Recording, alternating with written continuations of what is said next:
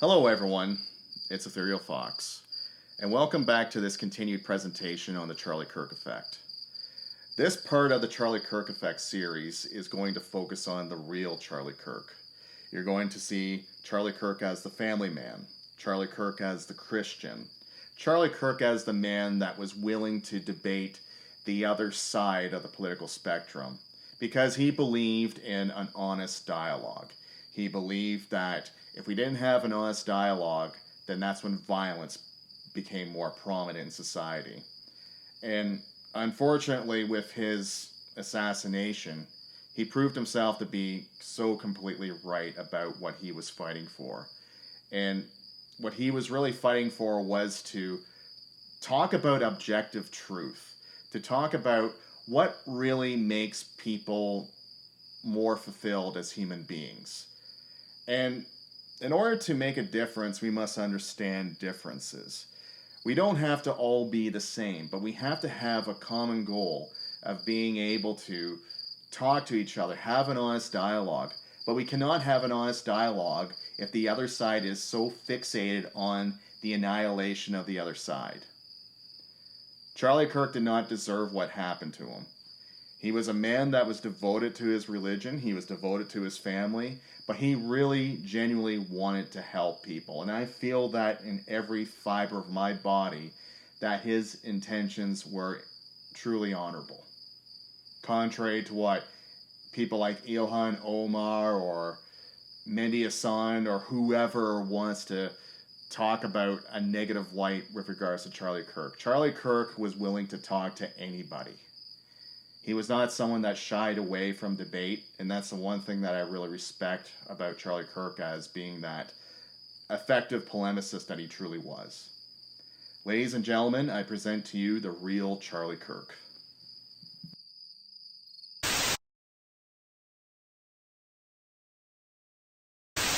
I would love to be a very popular radio host, podcast host, great father, great husband, and live a very happy life where I can run a major organization that influences the country, and I could pick up the phone, the president answers on the first ring.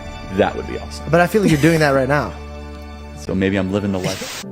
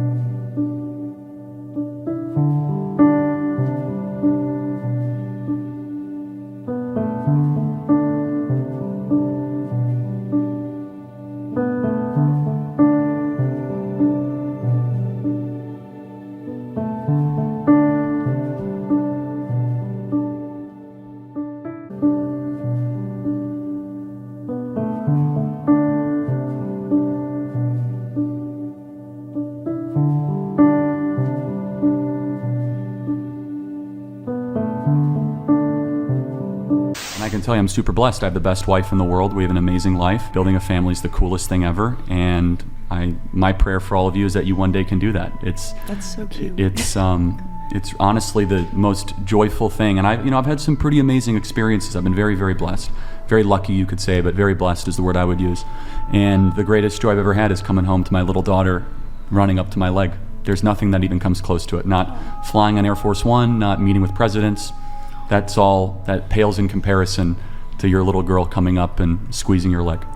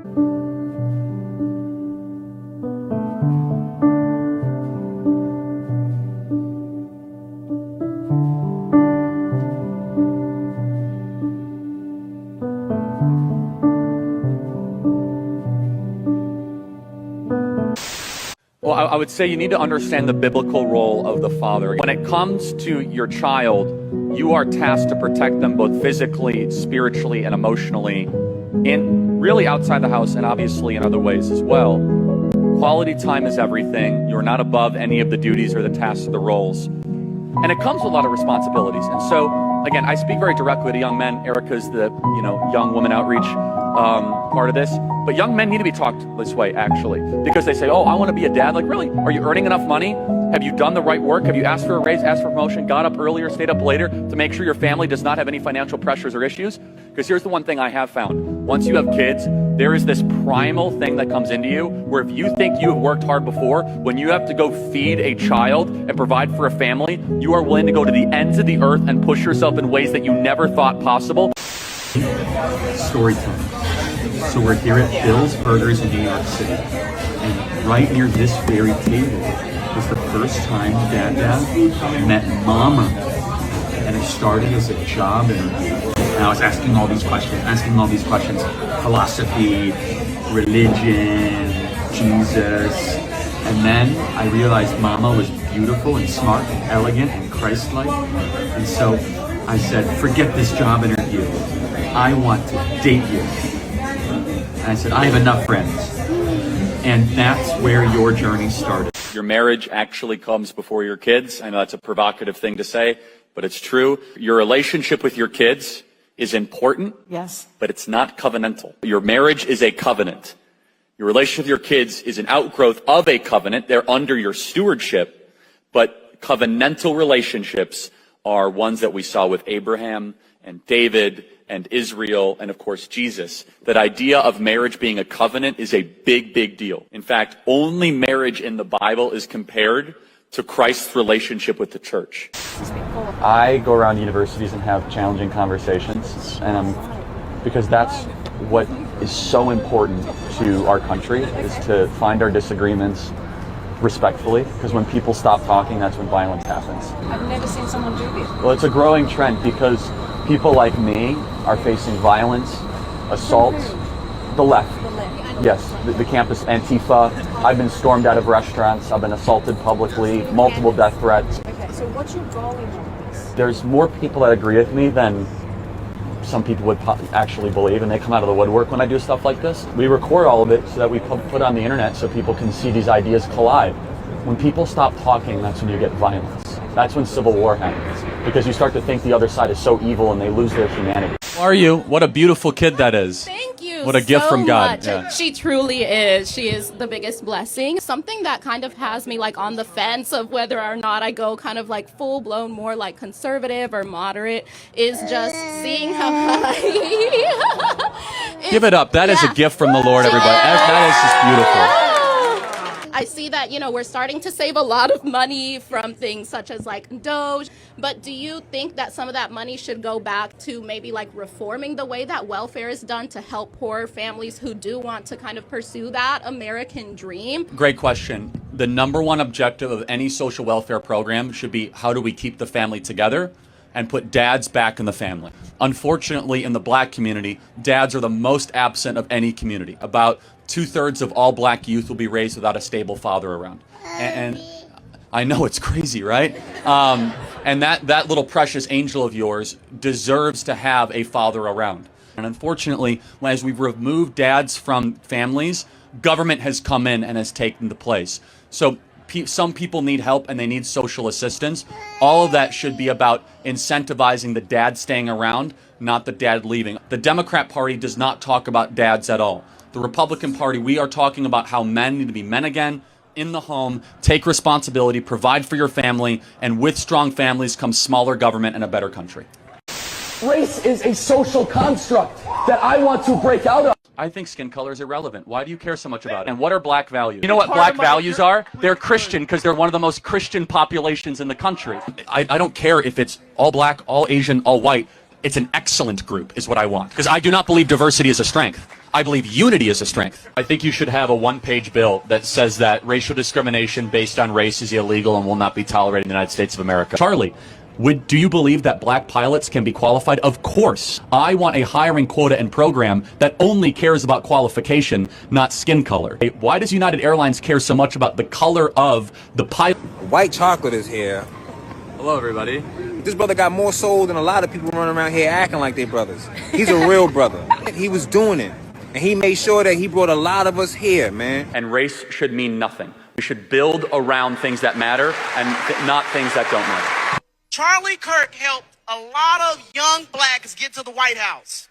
He changed a lot of their lives. A lot of them never imagined going to the White House. And Charlie helped hundreds of young black boys and girls go to the White House. Charlie, thank you for that. Thank you, Charlie. I love this guy. Black America is a faithful community and a portion of the country with high church attendance. I have always had a focus and a heart for Black America.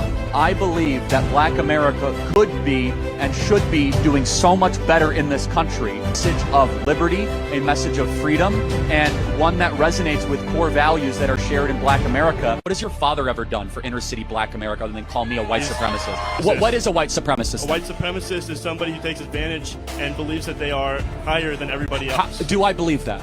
I have no idea. Okay, exactly. And so there's no evidence whatsoever, and yet people go around sloppily saying, you're a racist, you're a white supremacist. It is so destructive to our dialogue. It's destructive to us coming together as a country, and there's nothing to support it whatsoever. So thank you for your time, and shame on your father for peddling that crap. Like Larry Elder, like Dr. Ben Carson. Dr. Ben Carson. Yeah, Dr. Ben Carson. Oh, yeah. Would a racist host the nation's largest young black leadership summit? Yes. Oh, okay, that makes a lot of sense. So at what point would I not be a racist then? Do you have a right to life once you exist? Yes, but then the argument is, well, you when said does yes. life begin? Well, no, so then answer me the question. I mean, you know when I believe life begins at, not just what I believe, what science reflects, human development starts at conception. We can agree with that. Human development, sure, yeah. Okay, no, so but if it's human development, then it's human life. You have to find another word other than life. Yeah. So tell me what word besides life you would use. To describe, like, conceptives? Or Yeah, like, but no, like conception, when yeah. it's fetus, whatever. What word other than alive? Because it's not dead.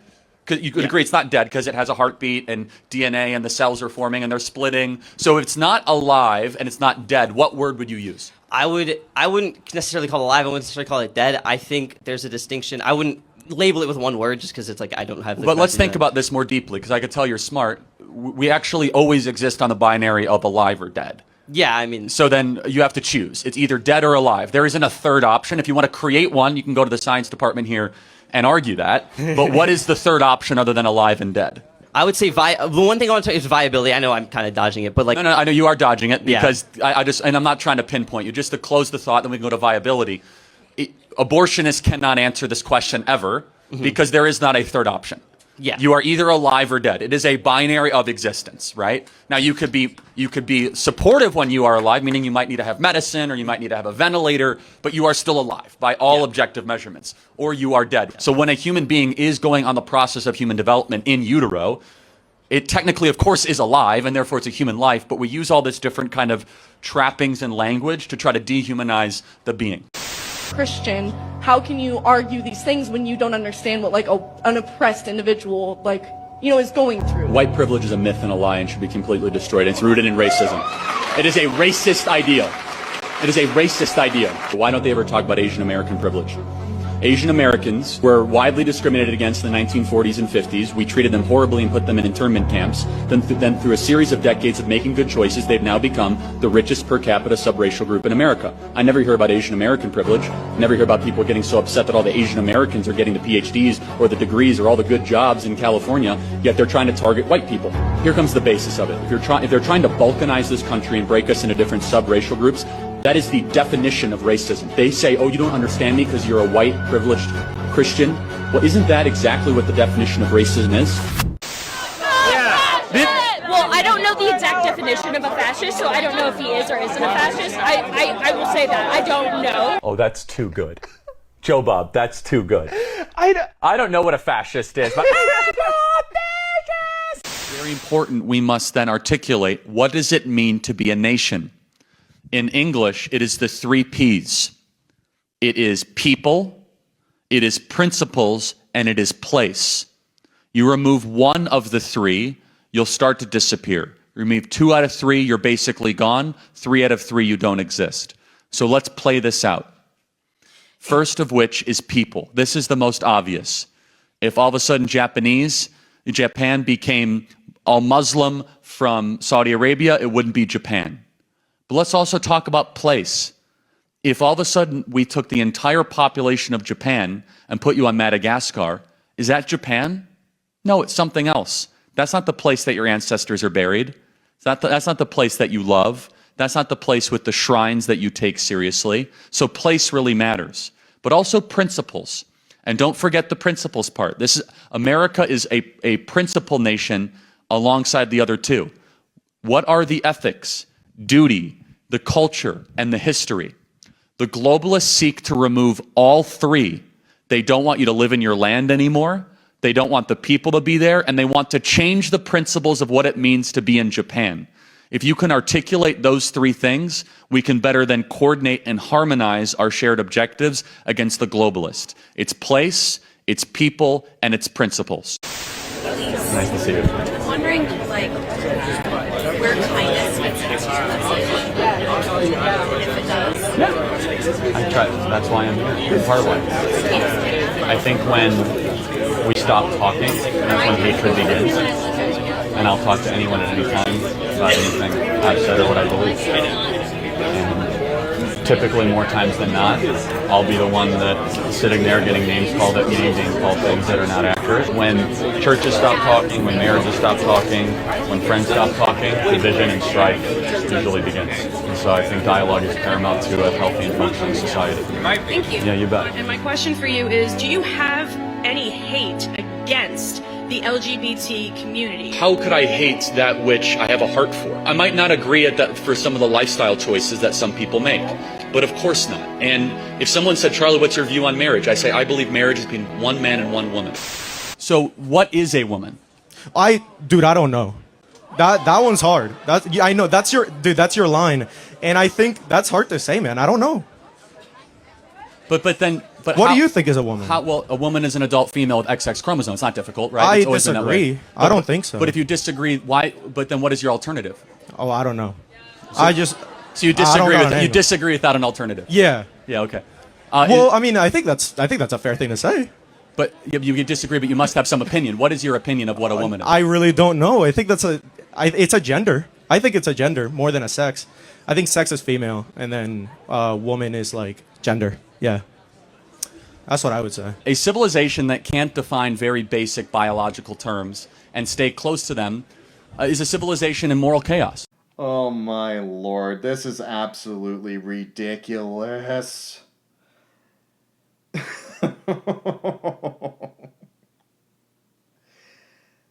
Imagine you're Charlie Kirk. You're sitting there, you're talking to a wide variety of people with different perspectives and different points of view. And then all of a sudden you see this person come up to the microphone. You do a superficial examination from head to toe, and you happen to see this 58-year-old male with facial hair and dark rimmed glasses, and they're dressed in this pink baby doll dress, and they're telling you that they cannot define what a woman is, but they may potentially be a woman. In this case, I don't see gender dysphoria. I see a sexual fetish. This person looks to be someone that may identify as a 6-year-old little girl, and they're not really making any effort to look feminine or to look like a woman. I would see that they would shave their facial hair. They would make more of an effort to actually present more feminine, but all I see is just a dude in a baby doll outfit.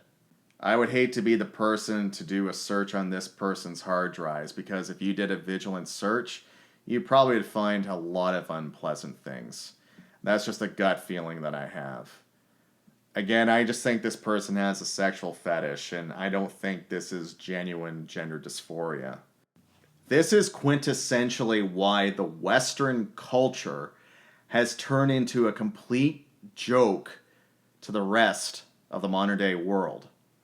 The Russian Federation, for example, they look at Western culture as being this social decadence where we have a person like this roaming around dressed as a 6-year-old little girl in a baby doll outfit, claiming they don't know what a woman is, but they claim to be a woman.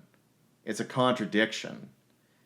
And I totally understand why they think that we're rather strange, because we allow this aberrant behavior to persist. As I said before, we need to draw a line, and it has to be drawn very soon. Otherwise, the social decadence that other countries view within our own country, it's just going to take us over, and then what's going to be left of us? What is a woman? I did not ask about that. I'm not a woman. I don't care. I wouldn't know. I'm asking you about I got it. trans men. But what is a woman? This is your okay, gotcha point. Better question. You are what moving is a man? the flag post. What is a man? Because that's what you're talking about this whole time. You said that. I am asking on No, why hold you on. don't talk about Hold on, trans time men. out. You're I'm gonna- moving the goalposts. You use your little gotcha thing because you think you're cool. Saying what is a man is a gotcha? Yeah, because I'm not talking about that. I'm asking. No, you actually came up saying that I'm not a man. I might be queer because my feet are like this. Which, by the way, is very comfortable. Why do you have such ladylike so- fingers? Do you need to eat? Have you had a burger? Are you okay? So remind me, then, what is ladylike and masculine? Define those terms, because you're using some definition. I don't care. I'm an American and I'm a adult person who knows what these things are. If you don't know what these things are, maybe you could have stayed in college. So what is a man? I'm not answering that question. We both know what it is, and I am telling Well, you apparently and you asking don't. you Just about why you do don't me a think favor. trans men are as predatory as trans women are. I Why do think you they have this can. idea? They can be, but generally, predators are male on female problems, not female on male problems. Generally, That does happen, though. So are you it saying... does. That's why I said the word generally. Did you hear that word? Generally, predatory problems are male on female issues, not female on male issues. I still don't understand why you don't talk about trans men in men's bathrooms and why you think trans men... I think I've done this thoroughly. Okay. Thank you for your time. One last chance. What is a man? I already am a man. You sit like a queer. Lots of rage, no wisdom. A man who calls himself trans is wearing woman face, no different than I would wear blackface trying to be a black person. I understand. And It's assuming an identity that isn't yours. I think it's the intention behind it. The intention is completely irrelevant. It's the action that we must judge, correct? Well, so if somebody intentions are- robs a bank because they're poor, they should still go to jail regardless if they're poor or rich. If somebody appropriates a womanhood identity, they could say, well, I just wanted to be happy, or I just wanted to win the NCAA championship because I wasn't able to compete against men. We should call them a cheater. He said on ESPN this weekend, I just wanted to be happy. Oh, I'm sure there's a lot of happy cheaters out there. That's why we have standards. I feel like you're giving a lot more malicious intent to these individuals. But it's irrelevant. They're doing something evil. It doesn't matter if they think they're doing good. The Nazis thought they were doing good. Every evil force in the history of the world thinks they're doing good. It's, are they doing good? Stalin thought he was God on earth. The question is, are they? Not do they think they are? Spiritual battle is coming to the West. And the enemies are wokeism or Marxism combining with Islamism to go after what we call the American way of life. And the American way of life is very simple. I want to be able to get married, buy a home, have kids, allow them to ride their bike till the sun goes down, send them to a good school, have a low-crime neighborhood, not to have my kid be taught the lesbian, gay, transgender garbage in their school, while also not having them have to hear the Muslim call to prayer 5 times a day. That's important. We want the American way of life, which is, by the way, Christendom. Christians, our sacrifice, our toil, our vision, the outgrowth of the scriptures gave us Western civilization. And this is where I think is a great rallying cry. Doesn't matter if you're Hispanic, doesn't matter if you're Asian, doesn't matter if you're black or white. Everybody, if you are Christian and Jesus Christ is your Lord and Savior, these two threats are combining forces to come after us. And it's time that the church stands and rises up against it. Yep. You don't believe in objective morality, right? I personally don't. Okay. Was the Holocaust objectively wrong? Objectively, no, but it would have been better if it didn't happen because most people wouldn't want that to happen. So that's where we... that's where we are on different planets. And that's okay. I'm not trying to make fun of you. I'm trying to be graceful in the way that we're going about this. Do you think Hitler was objectively evil? No, because it's subjective. But I just hope all of you guys understand he's being an honest atheist to your credit, because as an atheist, you're not allowed to say anything is objectively right or wrong. I come from a worldview that when you butcher 6 million people, that is objectively wrong no matter what. And it's very important. It's a very important truth claim, because when you do not have objective truth anchoring your society, then it becomes a power struggle. If you do not have truth, then power will reign. Whoever can get the most amount of power then ends up having the most amount of say over society. We believe what is objectively right, true, good, and beautiful should be transcendent over society. You see how much violence there's on the left, with our friend Charlie Kirk getting murdered in cold blood this week, and people on the left celebrating it openly. The left is the party of murder and celebrating murder. I mean, let that sink in for a minute. That's who we're dealing with here. Done with the Democratic Party. You guys are psychotic. I've been a Democrat my entire life. I'm 43 years old, and I've never been more humiliated and embarrassed to be part of something. You guys are the most racist, hateful, bigoted, nasty group of people I've ever had to commingle with. And it's not all, just to be clear, but it's the majority of you guys. The left has lost their minds. What I've witnessed over the last 72 hours has been an absolute disgrace. Disgrace. You guys want to sit here, you want to abort babies at 9 months, you want to leave the borders wide open. New York City is an absolute disgrace. You have no idea what's going on in Manhattan. It's disgusting. Disgusting. It's not even livable anymore. I can't wait to get out of here. We have people that are getting set on fire in New York City subways, not once, but twice. The stores are being looted. People are being pushed in front of the trains. The streets are filled with piss and weed. And I swear to God, I hope New York City single-handedly flips the entire New York State red, because I am done. Calling people that you disagree with politically fascists and Nazis, unless they actually are, but chances are they're not. I'm not a Nazi, I'm not a fascist. I get called that by people every day, people that simply disagree with my viewpoints because they don't like conservatives. So they call me Nazi, they call me fascist. That's what they did to Charlie Kirk.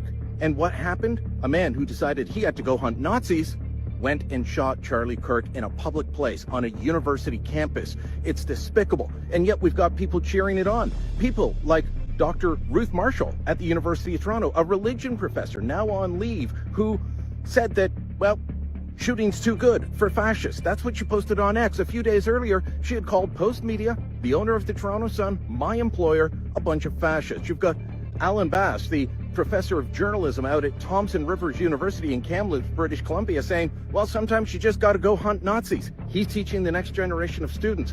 That is not free speech.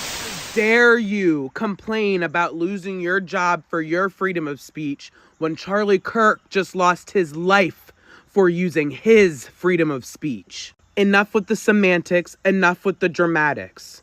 The people who were terminated from their positions obviously put unspeakable things on the internet, and they were held accountable.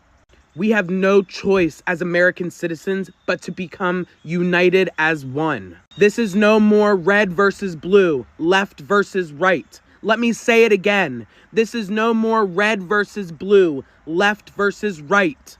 We become united or we lose this country.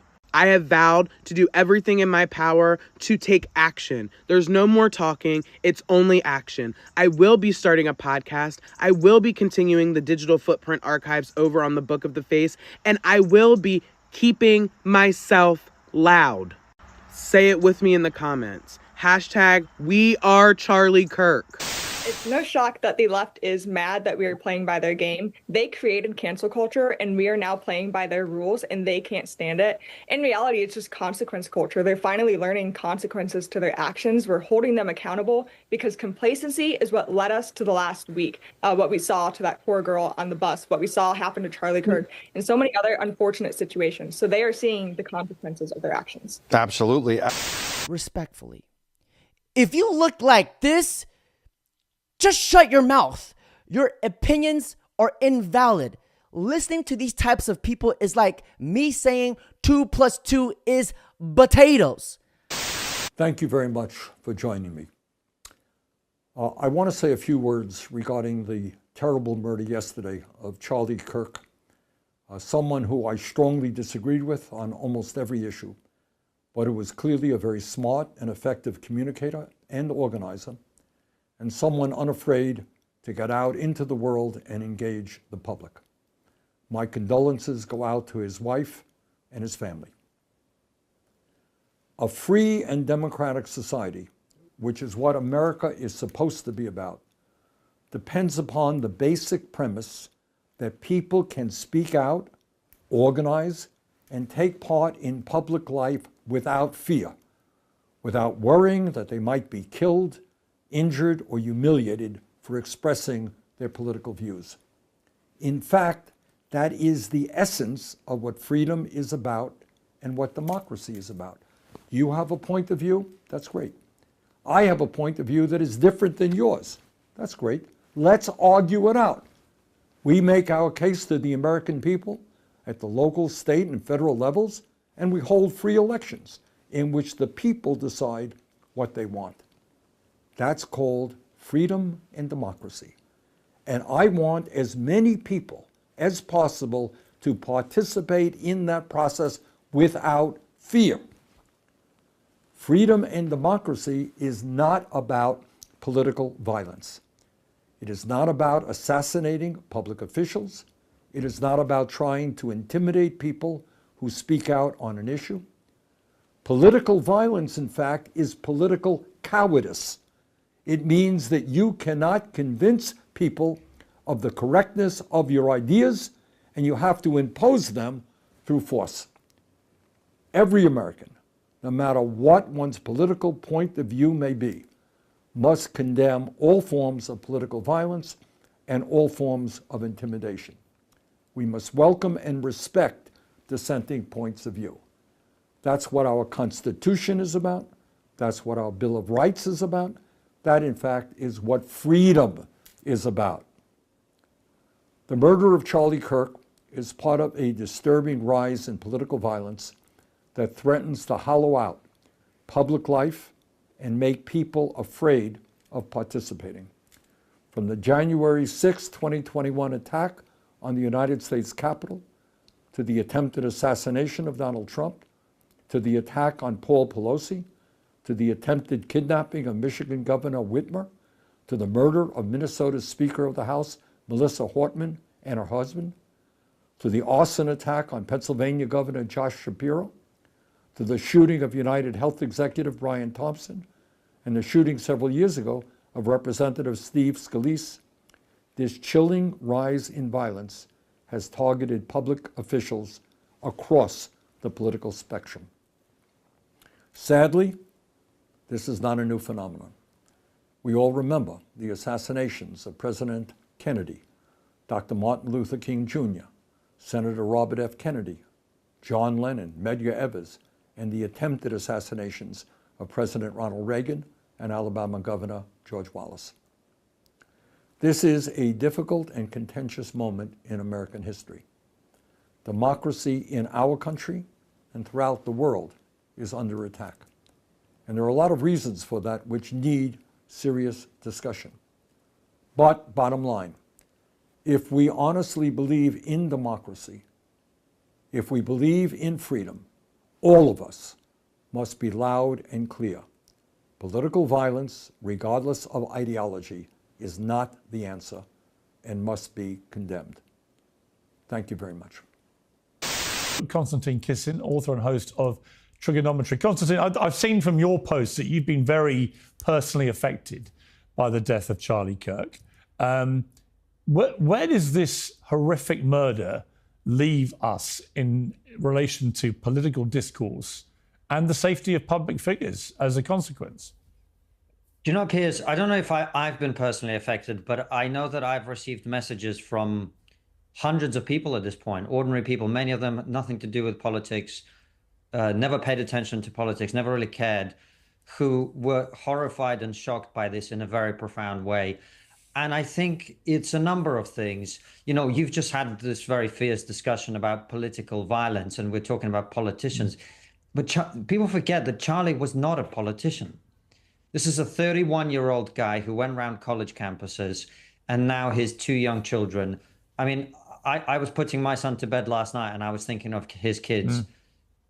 And I know that millions of people around the world are thinking about that because they didn't see Charlie as a politician. Because I guess with America's history of political violence, all the way back to Abraham Lincoln, we kind of know that these things can happen. But I think what this has done is it's taken violence into a whole new realm. It's taken violence into the realm of people who just have conversations, for God's sake. And I think this changes everything in a very profound way. Of course, it has the potential to chill the debate, to scare people away from saying the things that they believe, the things that they think are important to say. I hope that doesn't happen. I know that my experience and the experience of many other people who do speak in public over the last few days has been a shock and horror and perhaps fear too that has morphed into resolve and an unwillingness to let this become the way that our conversations become silent, which I think is what Charlie would have wanted. But as for the debate we've just heard, I'm in a very conciliatory mood, and I think it's important that we're all responsible with our words. But I found it difficult to sit there and listen to this preposterous conversation you've just had. I don't understand what I mean. This time last year, I sat across from one of your guests, Cenk, on that particular occasion, in which he tried to persuade me for 20 minutes that Donald Trump was a fascist. That's how the left talks about their political opponents. And I'm someone who's not politically affiliated. I'm just looking at the facts of what I see. Ask you tonight, do you think Donald Trump is a fascist? Yes, I do. Yes, I do. See, we have had for the last 10 years, what has happened to the word Nazi as a result of the woke left's behavior is completely unacceptable.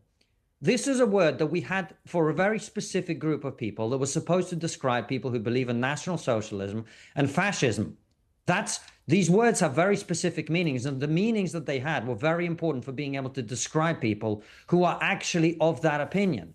And instead, both in America and here across the Atlantic in Britain, we've had, and we're not talking about people on Twitter or people on Blue Sky. I'm talking about David Lammy, who's the current deputy prime minister, talking about a group of conservative Eurosceptics and saying they're worse than Nazis. We've had this for a whole decade now, the complete dehumanization of people for simply having political disagreements. And so when I see that the killer of Charlie Kirk had these so-called anti-fascist inscriptions on his ammunition, I'm not surprised. I'm not shocked. Of course this would happen. And people like to pretend that this has no consequence. Well, think about it, Piers. You're a man, I'm a man. If you and I thought that fascism was actually here, as we keep being told, wouldn't it be our duty to stand up and fight? So can we really be surprised then when some deranged guy picks up a rifle and shoots someone who people on the media, people on TV keep saying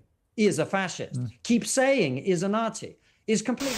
In 1943, the following directive was issued from party headquarters to all communists in the United States.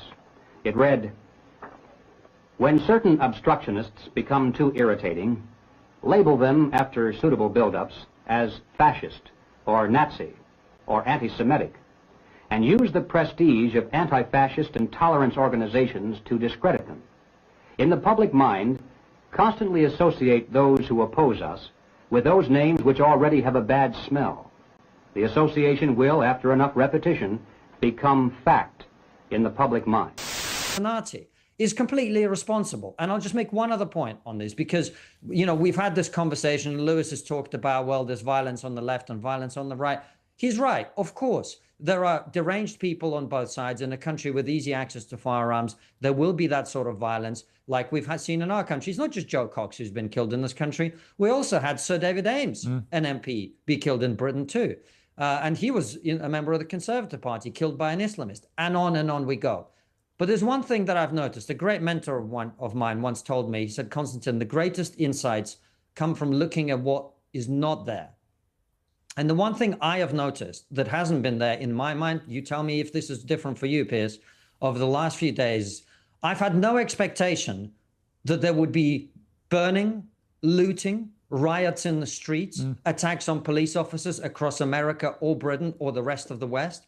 We haven't seen any of that, and we haven't expected any of that. And that's because political violence has been normalized on these far extremes of the left. And when you see those people celebrating, what they are expressing is now a widely held opinion, particularly among young people on the woke left, that if they don't agree with somebody, if they're not getting their way politically, they're entitled to use violence to achieve their aims. We took cancel culture away from them when Elon Musk took over X and opened up the conversation and forced other social media platforms to open up the conversation. So now, instead of using cancel culture, we've got violence culture. And everybody has to pull back. And I'm not calling for any kind of censorship, because censorship will not solve this. But the people who have spent the last decade calling their political opponents fascist, Nazis, and so on, they have blood on their hands, and they need to look in the mirror now and stop. You win. Perfect.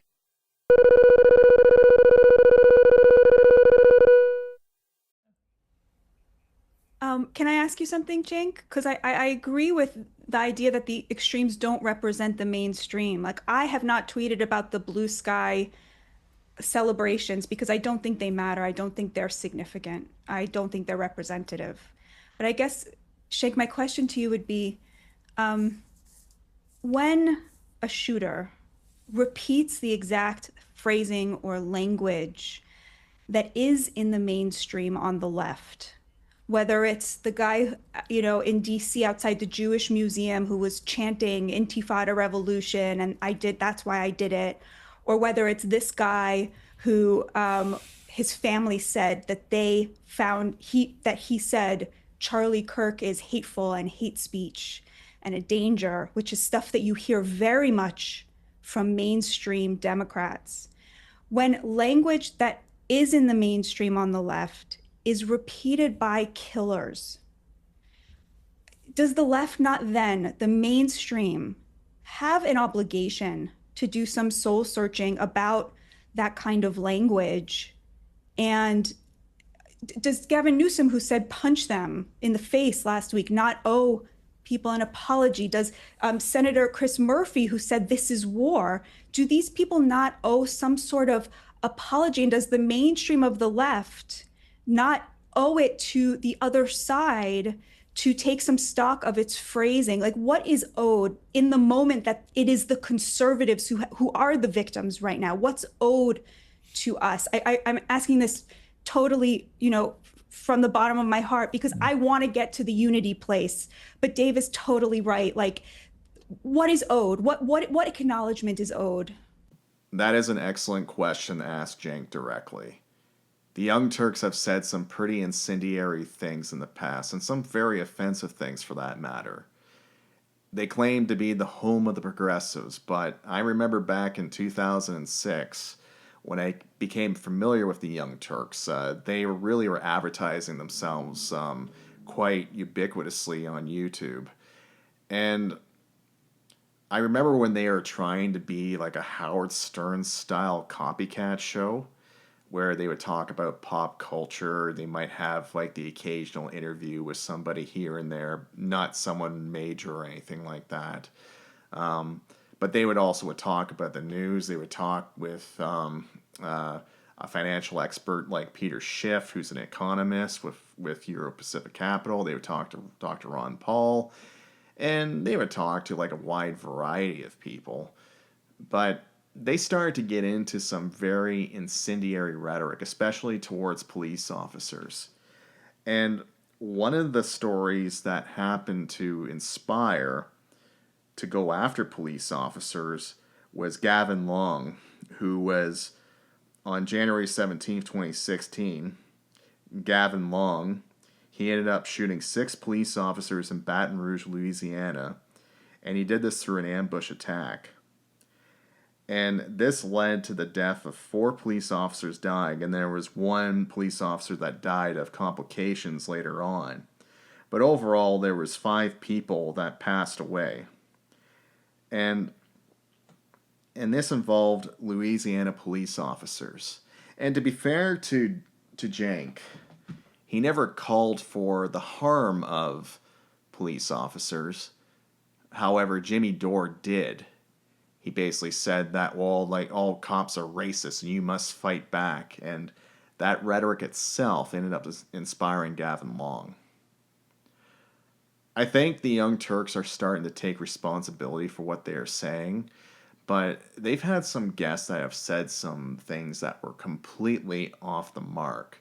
You can go to the bike Karen story in New York City where they're claiming that a pregnant white woman was being racist towards these black men that were claiming this city bike. And then the Young Turks basically took the side of the black males, and then it turns out that the so-called city bike Karen ended up being vindicated. The Young Turks have been wrong on a lot of things, and I hope for their sake that they do make themselves accountable. They do make retractions, but they've also ignored a lot of issues. They ignored the Darrell Brooks case in Waukesha, where he ended up taking an SUV and then he just barged into a crowd during a Santa Claus parade. And then the Young Turks basically had this weird title that said SUV crashes into parade in Waukesha. I'm just paraphrasing, but they made no indication of who the driver was. But they also denied that it was racially motivated. It absolutely was racially motivated because Darrell Brooks, he was a useless piece of crap, and he was also a black supremacist. I hope for the Young Turks' sake that they actually make themselves accountable, because they have said a lot of things that were completely off base, highly biased, and I hope they, for once, make themselves accountable. Cenk? So I actually think that is a good question, and it will lead to a mea culpa, but let me get there, okay? So we've done a lot of segments on the Young Turks about right-wing language, and nowadays there's a tiny amount of things that I agree with Tucker Carlson on, Laura Ingraham and Marjorie Taylor Greene, and we've had some of them on the show, etc. But in the past, I think that they used language that you're talking about, that got people riled up. And then you see in some of their manifestos, the guy who went and shot Latinos in Texas, Dylan Roof in South Carolina, political manifestos from the right wing. Now, what I said back then was, Tucker should be careful with his language because it's riling these people up to do these terrible things. That's what I want to apologize for. So, no, we are not responsible, and Tucker is not responsible. Nobody on this panel is responsible for psychos. We have to make our political points. We cannot stand down. And there's nothing wrong with the fights that we have on political stuff, right? And so we have to value freedom of speech. We have to have those conversations. We have to meet in the battlefield of ideas, right? And I can't go and say, hey, I'm adamant about this, but Tucker was adamant about that, and he's wrong and I'm right. No, we are not responsible for the actions of extreme people. But we do have so when I said to the right wing, you guys are responsible for those words, that's what I'm apologizing for. Okay. No, we are not responsible, none of us on the right or left, for the actions of these guys. But guys, I've got to jump in, Cenk, because we're actually... But we've all got to say on our shows, stop the violence. I agree with you. Look, we've run out of time because it's a live show. I've only got 5 minutes left. I've got Reverend Franklin Graham waiting. I want to thank my panel. You've all been great. It's been a really fascinating debate about all the issues here, and I really appreciate you taking so much time to be with me. Thank you very much. Thank you. God bless. Thanks for having me on again. And, you know, I don't even know how to put it in words. I wake up on Wednesday, routine day, Charlie's going to campus, I'm covering the show, and then minutes later, I get footage of my friend getting murdered on live TV.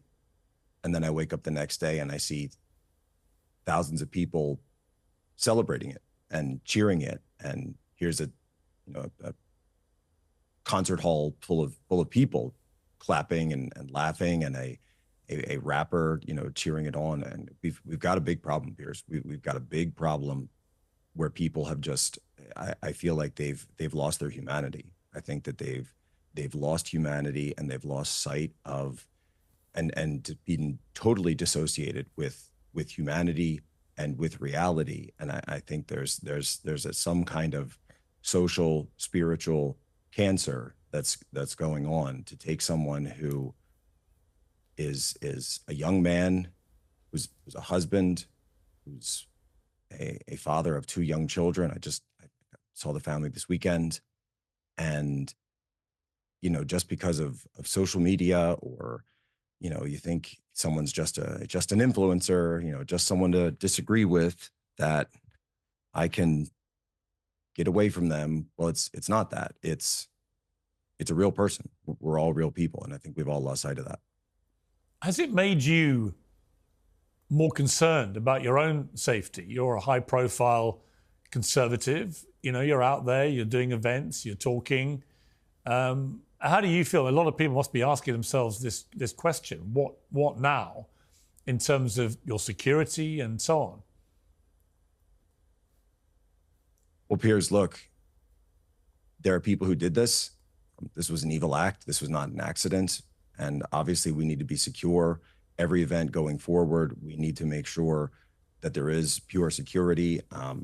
Obviously, the question of outside events is something that's going to have to be discussed and considered, whether or not we can properly secure that, not just for those of us who might be on the microphone, but the people and the students and employees and staff who are going to be at these events, and even just regular students on campus. I mean, campus security, or all security. But the problem is, Piers, is that we've entered into a very dark place, and I fear that until we really start to deal with this cancer that's been metastasized throughout our society, we're still going to be living with this threat. When Elon Musk addressed this very large crowd in London on Saturday, and said that the only way to respond to this violence from the left is to fight back, many have interpreted that to mean, if need be, violently. Do you feel that is ratcheting up the rhetoric too far, or do you think he meant something else? I didn't hear all of Elon's speech. I've been dealing with other things this weekend. But look, in terms of fighting back, obviously, I think that we need to continue Charlie's mission, fight the way that Charlie fought, do politics the right way, fight with our words, fight with our ideals, fight with dialogue, with speech. I've always stood for freedom of speech. Charlie always stood for freedom of speech. And when it comes to anyone who is perpetuating, though, this cancerous ideology, and of course, that is perpetuating violence and excusing or encouraging violent ends, then that would cross the barrier, I would say, into law enforcement, and having law enforcement action, local, state, federal, whatever the appropriate manner would be, under color of law, would be, of course, to try to prevent and intervene before one of these horrific acts once again takes place. And of course, we heard FBI director come out this morning and say that there were people who were discussing this in the open even before it took place. Obviously, all of that has to be investigated. But Piers, in the United States, we used to have a huge problem of serial killers and other behavioral issues in society that we dealt with from a national standpoint. And I think we need to really step back, have that conversation, and figure out what the right national, federal response is going to be. You win. Perfect.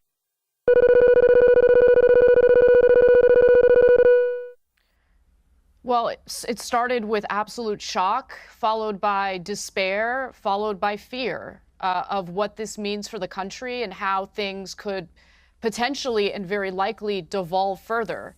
You know, Charlie and I had multiple debates and conversations, and what I really appreciated about Charlie, and I've said this multiple times, was that even though we had disagreements, he had a huge platform and was inviting to people like me to make my case to a completely different audience about my point of view, why I believe things that I believe.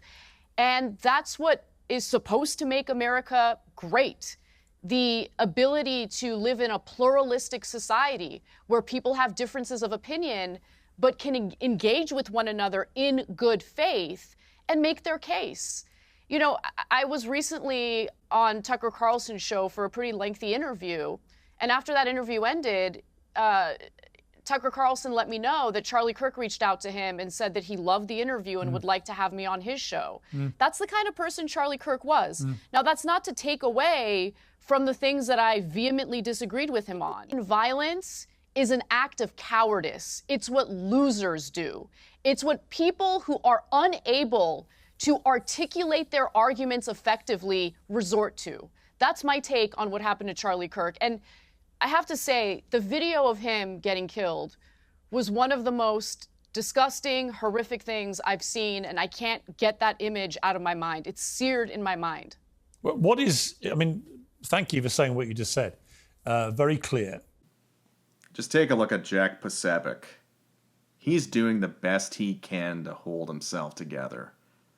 One of his best friends was assassinated, and here he is on the Piers Morgan Uncensored show, and he's listening to people talk about his friend that was politically assassinated. You can tell he's doing his best to keep himself together. I just wanted to point that out because I just admire the fact that he's keeping his composure. He spoke very eloquently. He spoke very well. And I completely agree with everything he had to say.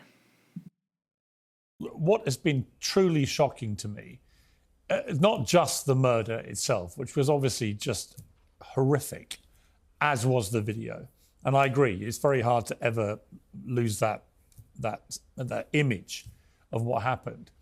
But the reaction from young people in particular on the left, I have to say, I have found absolutely sickening. The glee, the celebration, the TikToks, the general, the behavior of this rap band, Bob Dylan, and then the lying about the fact they were clearly celebrating in the most despicable manner what had happened to Charlie Kirk. You know, I've got no problem with people appraising Charlie Kirk's record and criticizing him where they feel he was wrong about stuff. That's fine. That happens to every public figure when they die. But to gleefully celebrate the cold-blooded execution of a 31-year-old father of two, I just found crossed every line of humanity.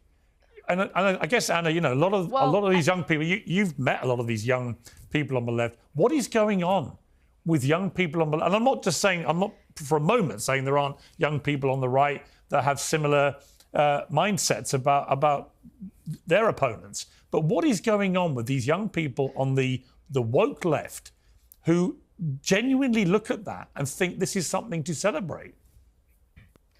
Well, I'm going to answer the question, but let me just note that there are different factions on the left. And I think the way that this is kind of being discussed in a way that just kind of generalizes everyone on the left is kind of unfair.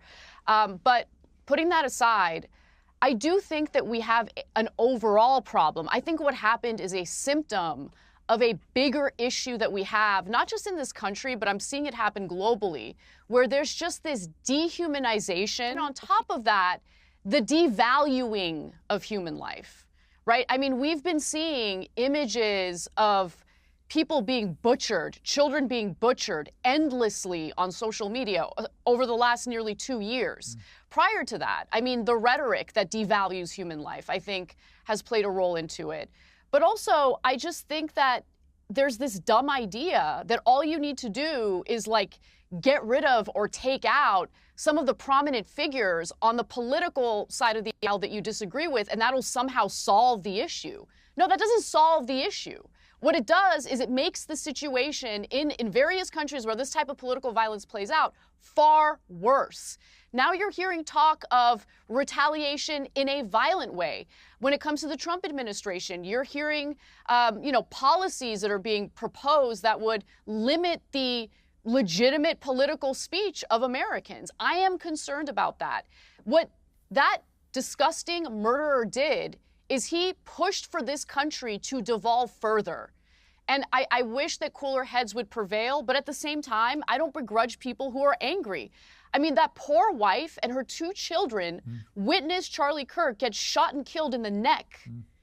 I don't begrudge her at all for being furious. No. I can't even imagine where my headspace would be at right now if that happened to my husband. Right.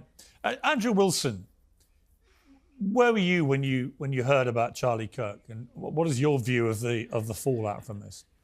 Yeah, I was sitting with my wife watching TV. So the thing is I remember this picture circulating around of Charlie Kirk. He was debating the incoming president of the Oxford Union. And they were all smiles and handshakes. And, by the next day, this guy was saying the most insane rhetoric about how he basically had it coming. So how many of these leftists have murderous intent? When we show up to have a conversation with them. We show up to debate our views. We show up to in some way engage with them. How many of them have seething murderous intent behind their eyes, and they don't really want to do any of that? They really want you dead. And that is the biggest demonstration of that, by the way, in that one single picture. You have Anna Kasparian here, and she's talking about this. The Young Turks called Charlie Kirk a fascist how many times? The Young Turks played into this rhetoric how much? They went out of their way to do so. Rubin recently called him out for doing it. So I just called him a fascist. hang on. I've literally never. I don't even call Trump a fascist. I didn't interrupt you once, lady. But you can't make things up about what I've said about Charlie Kirk. You can talk when I'm done talking, like I was respectful enough to let you do. So the thing is like, yes, they do. This network does do that, and these leftists do that. And they set all the rhetoric up in the world to make sure something like this happened, and they were dancing on the grave of this guy before he was even cold. I have tweets from Destiny which are insane. The leftists have gone off the reservation. And it's time for us to stop pretending that it's not their rhetoric which is leading to these types of assassinations, because it is. I don't want to hear about factions. All of you guys are doing this. All of you guys have the same type of rhetoric which leads to this, or the networks you work for do. Well, Anna, let me let you respond to that before I bring Cornell in. I have never called Charlie Kirk a fascist, number one. In fact, if anything, we have received a tremendous amount. I don't remember I don't remember Cenk calling Charlie Kirk a fascist. In fact, Cenk and I got into a debate about whether or not, hold on. I don't remember Cenk calling Charlie Kirk a fascist. He called Trump a fascist, and he and I got into a debate about that.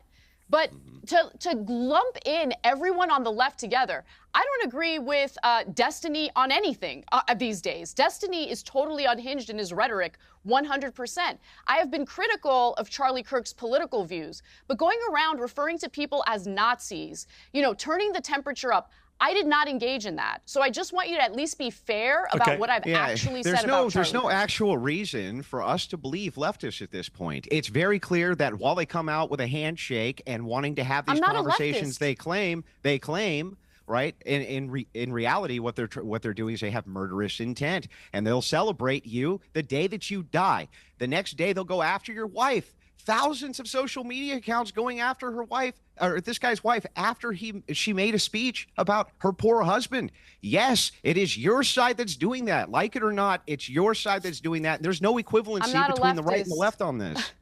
Yeah, okay, fine. You're not a leftist. I'm sorry. Are you on the left wing? Are you a Democrat? Are you more of a Democrat than you are a Republican? Do you move towards those types of issues? I'm not a Democrat. I actually registered as an independent. Fine. You registered as an independent. Come on, you gotta at least know what my views are if you're going to attack me. All right, let me bring in. All right, let me bring in. I've been attacked by the left over the last 3 years. All right, let me bring in. No. Look. I've been attacked by the left. No, let me just at least address that. I've been attacked viciously by leftists over the last 3 years because of the fact that I want to engage in this type of dialogue, because of the fact I was willing to sit down with Charlie Kirk and with Tucker Carlson and Ben Shapiro. I'm willing to have conversations, and I don't go around labeling people as fascist and racist and Nazis just because I disagree with them. Just the organization you work for does? At least understand what my political views are. Listen. I'm not going to be blamed for what everyone in that company has to say. Anyone in that company has to say. The I'm head an of that individual. company? We are supposed to judge people based on individuals. He did not go around calling Charlie Kirk a fascist and a Nazi. Saying that you don't have good reasoning skills. If it's the case that you think, oh my God, I'm judging you can't be calling people so Nazis.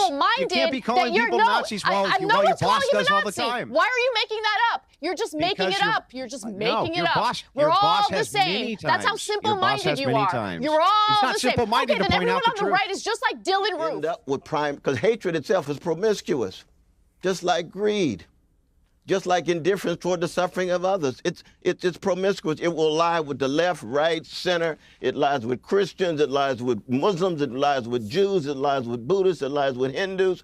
And human beings were so wretched in the first place. If we don't undergo some kind of spiritual and moral cultivation, we end up falling back on greed and hatred and indifference. And I mean, the American empire at this moment is one in which the lethal combination of the hatred and the greed and the indifference generates very much the exchange that we just saw. You see, this brother right here says, well, all leftists want to see me dead. Well, I'm a leftist. I don't want to see you dead. I'm a Christian. You called Trump's administration a neo-fascist movement, you lunatic. People have gone out You're of your way. absolutely right. You have gone out of your way. Let me make the to case. do everything Let me possible make to the cultivate case. this. Let me make the case. Oh, yeah, Will you just allow made me to your speak, case. brother? Come You just on, man. made your Come on. case. No, you haven't made the case. If you think I've made the case, then you're not interested in dialogue. You just said this brother over here Charlie. said You this. very, very You called different him than brother Charlie, man. That's You're what very called different him, than Charlie, though, man. Yes, absolutely. Yeah, and I can it's make the case you for to that, people too. like you that got that man killed, sir. No. There are such a thing as neo-fascists. I was so deeply disappointed in Dr. Cornel West during this entire segment. Now, Dr. Cornel West, he is a university professor that specializes in political philosophy. Dr. West is known to be a devout Christian who believes in democratic socialism. Now, Dr. West, you had to have known coming on the Piers Morgan show that you were going to be challenged on the things that you have said with regards to the MAGA movement, Donald Trump, the Trump administration, the Republican Party as a whole in the United States, and also how that relates to Charlie Kirk. Dr. West, you make this very broad proclamation that the entire Donald Trump administration, or in other words, the entire Republican Party in the United States is being inspired by this neo-fascist movement. Well, Dr. West, I think it's important that we be able to explain what neo-fascist means. Now, don't you agree? Okay, so we're talking about neo-fascism. We're talking about a post-World War II ideology that focuses on the traditional tenets of fascism. So in this case, we're incorporating ultranationalism, authoritative state, the opposition of a free and democratic society where the individual is completely oppressed for the sake of the state. So in this case, if we're talking about real fascism, we have no individuality, no individual rights. It's all for the preservation of a select few, and that is the ultra state. That is what fascism is. Dr. West, how does the Donald Trump administration, the Republican Party in the United States, or even Charlie Kirk for that matter, fit into this definition of neo-fascism? Now, let's just keep the focus on Charlie Kirk. I mean, we could talk about January 6th. We can talk about the entire Donald Trump administration on whatever authoritative ruling or executive decision was made, but I want to keep the focus on Charlie Kirk. How is Charlie Kirk a neo-fascist? Charlie Kirk, he goes and he talks on university campuses. He has an open and honest dialogue with everybody. He's not suppressing anybody. He's not telling people to go away. He's actually doing the opposite. He's encouraging people to come and discuss issues with him because he knows that having an open and honest dialogue is the key to ensuring that we don't have this extreme violence just surface up. Dr. West, when you carelessly and impulsively throw out these labels at people in particular groups, you do bear a sense of responsibility for that. So in this case, you're calling Donald Trump, the Trump administration, the Republican Party in the United States as neo-fascist. you're also implying that Charlie Kirk is a neo-fascist. Dr. West, all I am saying is if you're going to call a spade, then you better make damn sure it's a spade. And that goes for all groups and all people in particular. I am just so sick and tired of this labeling theory tirade where we send a pejorative to the other side in the form of a volley where someone gets mischaracterized unfairly. We have the fringe right. They call anyone that disagrees with them a communist, a socialist, a Marxist, a neo-Marxist. And then we go to the fringe woke left where they mischaracterize people that disagree with them as a Nazi, a National Socialist, a fascist, a neo-fascist. And there's some people that would even call somebody that disagrees with their fringe woke politics as Adolf Hitler. That is wrong, and we need to put an end to that. Dr. West, I want you to be a part of the solution, not a part of the problem. But you cannot just sit there and then you get all upset because someone calls you out on the things that you have said. You need to take responsibility for that. Start taking responsibility right now. Pierce, why you have a brother on who's not going to allow nobody to speak, man? We're just wasting time.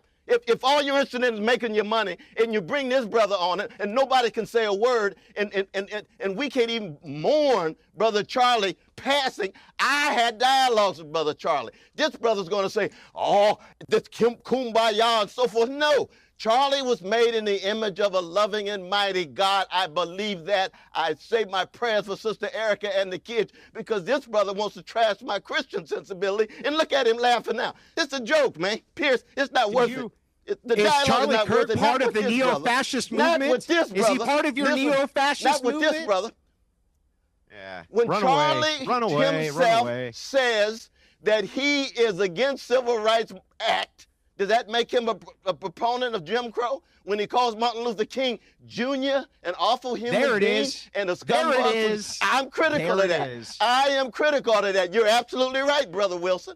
You're absolutely right. But if all you're going to do is be arrogant, you're arrogant just like the so-called leftists you're talking about. What's incredibly disappointing in this last segment is Dr. Cornel West had the auspicious opportunity to provide his case as to why he believes the Donald Trump administration is morphing into this neo-fascist administration or has this neo-fascist agenda. Despite Andrew Wilson's constant interjections, Dr. West had the opportunity to plead his case. Instead, Dr. West, he let his emotions take over him. He was overly offended based on the fact that he was being called out for his own rhetoric and his own words and his own label tirade.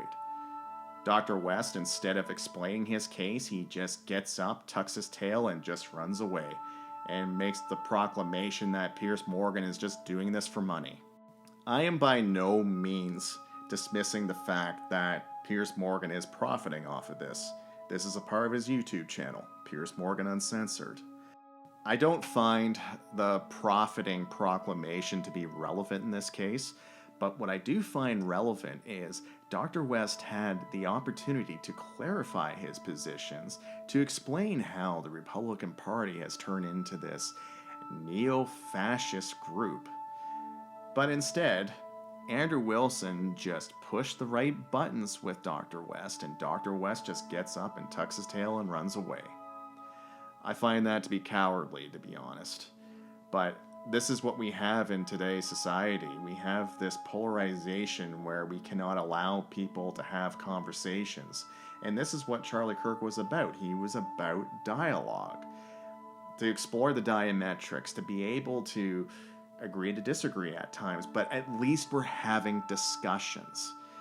But I see that Dr. West, he chose his personal feelings over explaining his proclamations. He had an ample opportunity to provide his explanations, but he chose to run away. And I think when you get people that are boxed in a corner like that and they have no way out, or they they just feel trapped and they can't explain anything. All they want to do is they just want to escape. They want to evade it because they know that they're screwed. They can't explain away as to their absurd insinuations, or in this case, Cornel West is being quite explicit about the Republican Party and the Donald Trump's administration being this neo-fascist state. But he says he's going to make the case. Well, I wonder when that's going to happen. In part 5 of the Charlie Kirk Effect, we are going to explore the commentary made by Stephen Bunnell II, otherwise known by his sobriquet, Destiny. Stephen Bunnell II, what can we say about this guy? Well, he is a prominent bread tuber. You can find him on virtually any social media platform, whether it be YouTube, Discord, Twitch, you name it, he's probably on those platforms. Stephen Bunnell II. He has made some of the most vile commentary in terms of a grieving widow, a person who was politically assassinated, and also a prominent presidential figure who almost got politically assassinated not too long ago. So we're going to explore his commentary in part 5, so stay tuned for more on the Charlie Kirk Effect.